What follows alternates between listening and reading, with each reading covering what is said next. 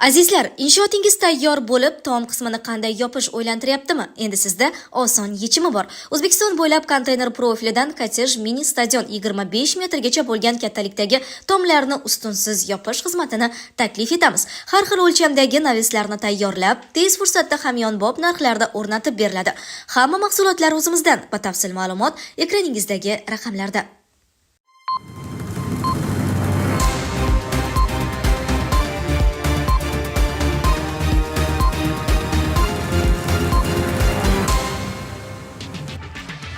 Kunning muhim va dolzarb yangiliklari bilan dunyo yangiliklari o'z ishini boshladi. Biz ukrainaliklarga o'zlarini himoya qilish uchun chinakam imkoniyat berishimiz kerak – Stoltenberg. Putin O'zbekistonni Markaziy Osiyodagi eng katta davlat deb atagani Qozog'istonda muhokamalarga sabab bo'ldi. Tayvan mustaqilligi urushga teng – Xitoy Mudofaa vazirligi. NATO Ukrainani bema'ni urushni davom ettirishga undamoqda – Peskov. 6 oyda Putinning dachasi yonib ketdi. Si Szinpin G'azo bo'yicha xalqaro konferensiya o'tkazishga chaqirdi. Biz ukrainaliklarga o'zlarini himoya qilish uchun chinakam imkoniyat berishimiz kerak – Stoltenberg. NATO bosh kotibi Jens Stoltenberg alyansi a'zolari Ukrainaga yetkazib berayotgan qurollardan foydalanishga qo'yilgan ayrim cheklovlarni qayta ko'rib chiqish vaqti kelganini aytdi. Bu haqda 30-may kuni Pragada NATO tashqi ishlar vazirlari yig'ilishidan oldin so'z ochdi. Ittifoqchilar Ukrainaga har xil turdagi harbiy yordam ko'rsatadilar va ularning ba'zilari bu qurollardan foydalanishga ma'lum cheklovlar kiritdi. Bu suren qarorlar, ammo menimcha bu urush qanday rivojlanayotganini hisobga olgan holda ukrainaliklarga o'zlarini chinakam himoya qilish imkoniyatini berish uchun ushbu cheklovlarning ayrimlarini qayta ko'rib chiqish vaqti keldi, deydi Stoltenberg. Ukrainaning ba'zi ittifoqchilari, xususan Britaniya, Boltiqbo'yi davlatlari va Daniya bu bosqichdan qonuniy o'zini o'zi himoya qilishning bir qismi ekanligini ta'kidlasa, boshqalari Rossiya hududini nishonga olish G'arbni to'g'ridan-to'g'ri mojaroga olib kelishidan qo'rqadi. Putin O'zbekistonni Markaziy Osiyodagi eng katta davlat deb atagani Qozog'istonda muhokamalarga sabab bo'ldi.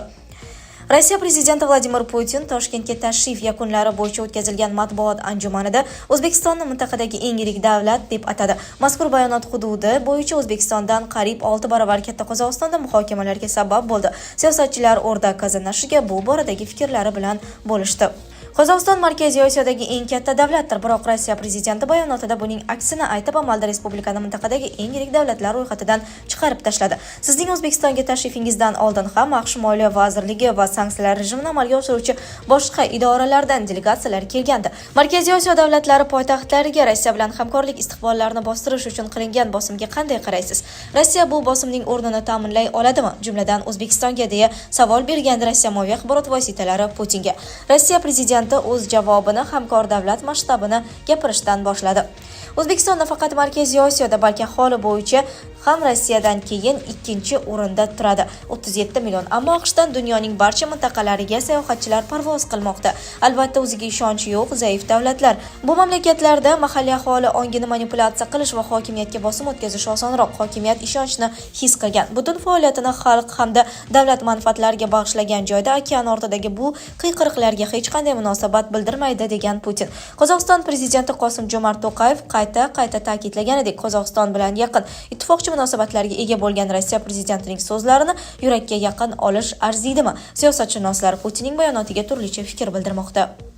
Masalan, xalqaro ekspert Anvar Bahitdinovning fikricha, G'arb bilan qarama-qarshilik kontekstida mamlakat hududining tilga olinishi tasodifan emas. Bu 100% qasddan qilingan harakat, chunki u avvalroq Qozog'istonda davlatchilik yo'qligini aytgandi va bu provokatsion bayonot. Mamlakat bog'iga otilgan tosh. Qozog'iston siyosiy birlik sifatida Rossiya va G'arb o'rtasidagi bu masalada o'z irodasini ko'rsatishi uchun qilingan. Bizning yo'l oraliqda, Xitoy, Rossiya va G'arb o'rtasidadir. Lekin Rossiya uchun Qozog'iston qaror chiqarishi nihoyatda muhim. Chunki mamlakat eng katta sherikdir. Davlat ommaviy axborot vositalari savollariga prezident oldindan tayyorlanadi. Putinning javobida Qozog'istonga yashirin ishora bo'lishi mumkin, dedi ekspert. Tayvan mustaqilligi urushga teng – Xitoy Mudofaa vazirligi. Xitoy Mudofaa vazirligi matbuot kotibi Wu Chen Xitoy va Tayvanning birlashishini to'xtatib bo'lmaydi dedi. U Tayvan ma'muriyati rahbari Lai Tizhenning lavozimga kirishini shunday izohladi. Uning fikricha, orolning mustaqilligi urushga teng bo'lardi. Vatanning birlashishi tarixiy tendensiya bo'lib, uni to'xtatib bo'lmaydi. Tayvanning mustaqilligi urushga, bo'linish esa tinchlikning yo'qolishiga teng bo'ladi dedi Wu Chen brifingda. Xitoy Xalq ozodligi armiyasi o'tgan hafta Tayvan atrofidagi dengiz va havo hududida orolni o'rab olgan holda Qo'shma qilich 2024A harbiy mashg'ulotlarini o'tkazdi. QXR buni Tayvan mustaqillik tarafdori kuchlarning separatistik harakatlariga javob va tashqi kuchlar aralashuvi va provokatsiyalardan qattiq ogohlantirish deb atadi. Mashqlar orolning yangi ijrochi rahbarining inauguratsiyasidan so'ng bo'lib o'tdi. Inauguratsiya paytida Lai Tizhen Xitoy hukumatini Tayvanga nisbatan siyosiy va harbiy qo'rqitishni to'xtatishga chaqirdi va orol mustaqillikka erishishiga va'da berdi. NATO Ukrainani bema'ni urushni davom ettirishga undamoqda. Peskov. Rossiya prezidenti matbuot kotibi Peskovning aytishicha, NATOga a'zo davlatlar Kiyevni Rossiya bilan ma'nosiz urushni davom ettirishga undamoqda. Bu haqda RIA Novosti xabar berdi. Peskov brifingda G'arb davlatlari vakillarining Ukraina mojarosining borishi haqidagi bayonotlarga munosabat bildirar ekan. Ular Ukrainani bu bema'ni urushni davom ettirish uchun har tomonlama provokatsiya qilmoqdalar dedi.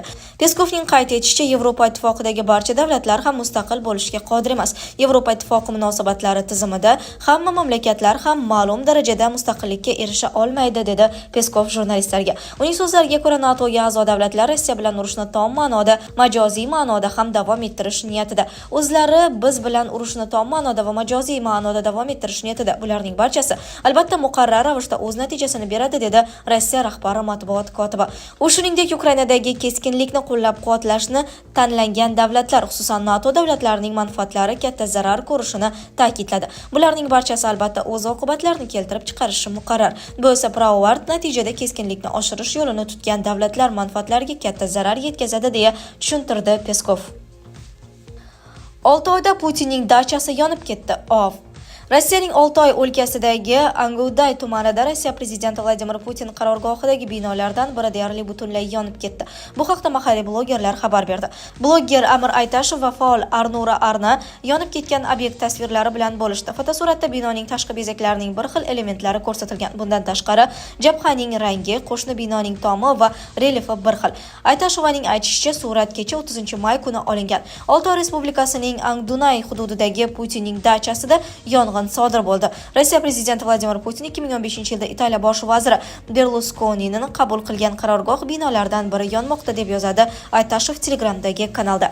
Proyektning yozishicha, turar joy hududida to'silgan o'rmon maydonlari bo'lgan, fermer xo'jaligi va nasldor bug'u boqish fermasi mavjud. Putin bu hayvonlarning shoxlari ekstrakti bilan vanna qabul qilishi aytiladi. Nashrning yozishicha, protsedura yurak-qon tomir tizimining faoliyatini yaxshilaydi va terini yoshartiradi.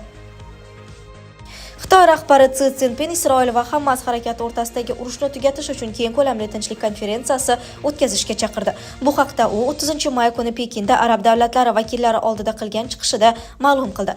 Yaqin Sharq rivojlanish uchun katta istiqbolga ega mintaqa, biroq unda hamon urush davom etmoqda. Urush cheksiz davom eta olmaydi, adolat abadiy yo'qolmaydi va ikki davlat yechimini o'zboshimchalik bilan buzib bo'lmaydi, deydi Xitoy rahbari. Uning so'zlariga ko'ra, Xitoy 1967-yildagi chegaralar doirasida to'liq suverenitetga ega bo'lgan mustaqil Falastin davlatini, uning poytaxti Sharqiy Quddusni tashkil etishni, Falastinning BMTga to'laqonli a'zo sifatida kirishini hamda kengroq, obro'li va samaraliroq xalqaro tinchlik konferensiyasi chaqirilishini qat'iy qo'llab-quvvatlaydi. Si Szinpindan so'ng so'zlagan Misr prezidenti Abdul Fattoh As-Sisi xalqaro hamjamiyatni Isroilning G'azo sektorida Hamasga qarshi urushni to'xtatishga chaqirdi. Xalqaro hamjamiyatni G'azoda zudlik bilan uzoq muddatli gumanitar yordam ko'rsatishga, Isroil qamalini va falastinliklarni o'z yerlarini majburan tark etishlariga urinishlarni to'xtatishga chaqiraman degan As-Sisi. Bir kun avval Misr rahbari bilan muzokaralar chog'ida Szinpin G'azodagi o'ta og'ir vaziyatdan qattiq xafa ekanligini ta'kidlagan. Hozirgi kunda birinchi ustuvor vazifa mojaro tarqalishining oldini olish, mintaqaviy tinchlik va barqarorlikka ta'sir ko'rsatish va yanada jiddiy gumanitar inqirozning oldini olish uchun zudlik bilan o't ochishni to'xtatishdir degan Xitoy rahbari. Shuningdek, u Xitoy Falastin masalasini tezroq har tomonlama adolatli va uzoq muddatli hal etishga erishish uchun Misr bilan hamkorlik qilishga tayyorligini ta'kidladi.